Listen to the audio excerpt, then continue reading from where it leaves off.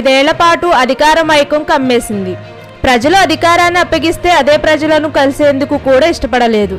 కనీసం వారిని చూసేందుకు కూడా ఆసక్తి చూపలేదు. పరదాల మాటున ప్రయాణం, ప్రజల జీవితాలను స్వయంగా తెలుసుకోవాలన్న కనీస ఆలోచన లేని నియంత విధానం ఇంకేముంది? ప్రజలు తమ ఆయుధాలతో అధికార మైకాన్ని తొలగించాక వైసీపీ అధినేత జగన్కు తత్వం బోధపడినట్లు కనిపిస్తుంది. అధికారంలో ఉన్నప్పుడు ప్రజలను కాదు, కనీసం నేతలను కూడా కలిసేందుకు జగన్ ఆసక్తి చూపలేదు.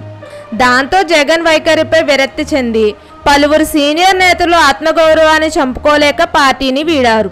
గతంలో వైసీపీకి కట్టర్ సేవలుగా ఉన్న ద్వితీయ శ్రేణి నాయకత్వం కూడా గుడ్ బై చెప్పింది.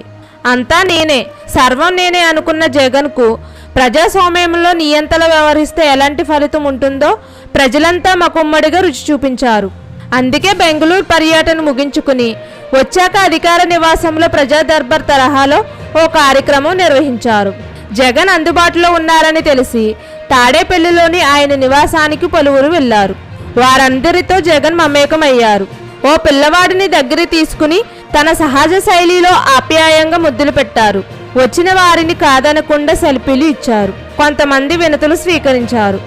జగన్ చేసిన ఈ కార్యక్రమం బాగానే ఉన్నా ఇది 5 ఏళ్లలో కొనసాగించి ఉంటే బాగుండేది అని వైసీపీ శ్రేణులు అభిప్రాయపడుతున్నారు.